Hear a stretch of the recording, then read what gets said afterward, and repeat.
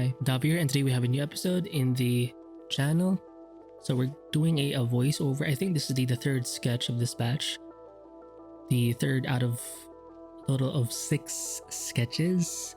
So the theme was, for this batch, was black and white only, one brush for all paintings, meaning not one brush per sketch, one brush for all 6 sketches. Also, what's different is the time. Let me just check my full time here. 10 minutes. So I think on average for all 6 sketches, it's about plus minus 10 minutes, more or less. And I think it's good. It gave me more time to sort of flesh out some ideas, to be a bit more, to add some detail. But again, with this painterly approach, I'm not really a detail, like I don't focus on detail too much. I just add enough, and that's kind of my thing. And I think out of all these sketches, that this was my proudest one. I still like it till this, as of this recording, just because it tackles one of my favorite subjects. But when I'm painting this right now, as you can see in the background, I don't know what I'm doing. Like, I'm just following my brush strokes, seeing, like, I start off with random strokes, and then I try to find something from those random strokes. Sometimes I have to paint over it eventually, sometimes I have to redo things. And again, with this process, it doesn't always work out. Like, sometimes you'll get ideas that just doesn't, work. But that's okay. It's sort of a part of the process. When you're ideating, trying to come up with something, not every single idea that comes out of your mind, your hands, will be cool. Sometimes you just have to, like, it's part of the game. You're going to make content, artwork, come up with ideas that may not be as useful, but it's important because it's just a part of the it's part of the package. It's part of the package. Oh, shit, why am I having trouble saying that? I think even right now, I'm not sure if I had the idea that this would be my favorite sort of alien concept, but eventually it just sort of popped up. I mean, look at the way negative shapes work here, right? I can make something pop up by adding that black right now in the right hand side of that canvas. I can make that head pop up even more. Now, for those of you who are like science fiction people, well, I'm guessing you already saw the thumbnail, so you probably know, but just looking at the head right now, the top head, you can see like an eye socket there. I mean, it already looks like the thing, and there you go. Now, is it totally anatomically correct? Probably not, but it's close enough, right? And this is a good example of my visual library, of your visual library, right? You probably know how to paint something, because like you get the general shape of the silhouette, like the overall silhouette, the shapes of certain like motifs. For example, for this specific alien, it's gonna be like the mouth. It has like these mandibles, or do you call it mandibles? Something like 4 sort of hooks. They kind of remind me of the mouth of some snakes, where they can expand to this like really wide level, because they have to swallow their prey, right? And as you can see right now, it's the Yatwa, or the Predator, from the Predator series, or Aliens vs Predator. And is it anatomically accurate? It doesn't have to be. When you're painting this way, all you have to do is focus simply on like the big shapes, the main sort of design elements, the more, not popular, but the thing that makes it look like the thing. And it's not a lot.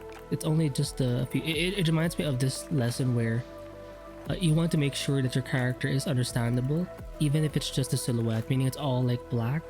For example, if you look at who's that guy, Goku from Dragon Ball Z, if you just draw the hair but color it all black, you will know that that's Goku. If you draw like 2 circles or 3 circles, and then 2 circles, or sorry, 1 circle, 1 big circle, and then 2 small circles at the top, now you know that's Mickey Mouse, right? Like, you want to make sure that you have these things that make it look like the thing. You want to make those present in your painting. Yes, it's a design. You want to make sure your design has that. You want to make it memorable that way, but also when you start painting other things, let's say you want to make that thing, because I think the intention of that lesson is to make sure that your designs, meaning the things you come up with, have those elements, those memorable elements. But it also applies to things. For example, people know what a silhouette of a person looks like. People know what a silhouette of an elephant of a car looks like. So if you just know what those shapes are, I think that's all you really need. Now, if you need more detail, obviously you need more references. You need to like draw things out, sure, but if you're more of a painter, right, or a quick sketcher, I think like if you like painting the way I paint, not always, but maybe sometimes, I think you're gonna have so much fun with that concept because you don't need much detail, right? I mean, look at how this thing looks like the thing. It looks like the Yatwa. Like it's close enough. It's close enough in my eyes. And do you see like the brushy sort of nature of the whole thing? I like seeing those like brush strokes where it's kind of like wild and just impressionistic. I'm really into that. Do I want to learn how to be more detailed with my work? Sure. I think it's something that I have to really get better at, and I think it's going to propel my work forward a lot. But I won't deny what I'm kind of good at, and it's being bold, being painterly, kind of like this. And I think it's important in the art sort of realm, in creative spaces, that you as the artist know what your strengths are, and to not be like so judgy with yourself. But if you have a strength, you have to recognize it and double down. Learn to make use of it. Don't. I mean, it's good to chase new skills and improve your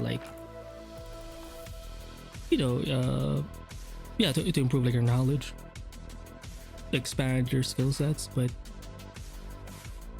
don't allow that pursuit to like take over the things you can enjoy. And right now, I'm enjoying just painting.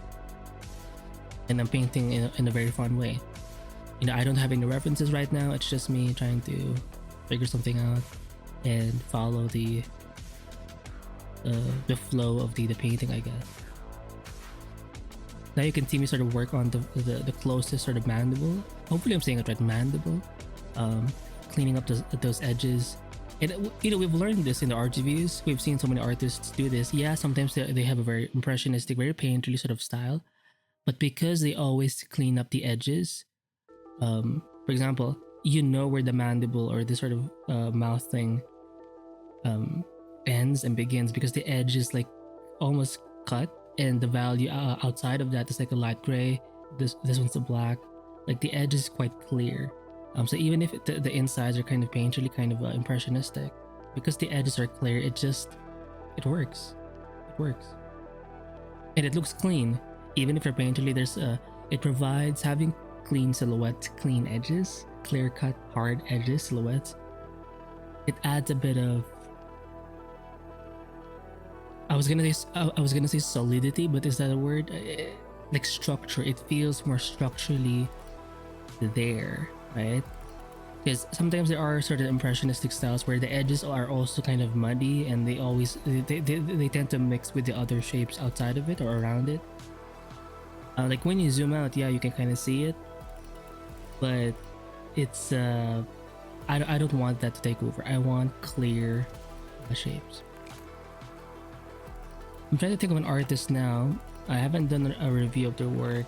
Is it Alex something? I'm not sure. But I would recommend perhaps a painter like John Park. Now, John Park does use quite a bit of layers in his work, and that's why there's often clean edges, because it's layered. But even if you don't use layers, even if you just use like a one layer thing, just make sure you clean those edges manually by painting over those edges. Right, really fun. Look at that, just adding some lighter values for the tips of those thingies. Did that go? Is it perfect? No, but the energy of the Yatwa of this like predator is totally there. And I think if you're a fan of the show or the concept, I also watched the movie, the animated films. I forgot Like it's a technically it follows 3 storylines, right? Well, 4 because eventually they all have to fight together. But yeah, I love the movie. Pretty cool. And there's violence. You know, it's an animated film, but there's actual like blood and violence, which I do love. And you like it brings out the Yatwa predator sort of savage hunter like energy. Yeah, that's it for this review or this voiceover, and I'll see you in the next episode. Bye.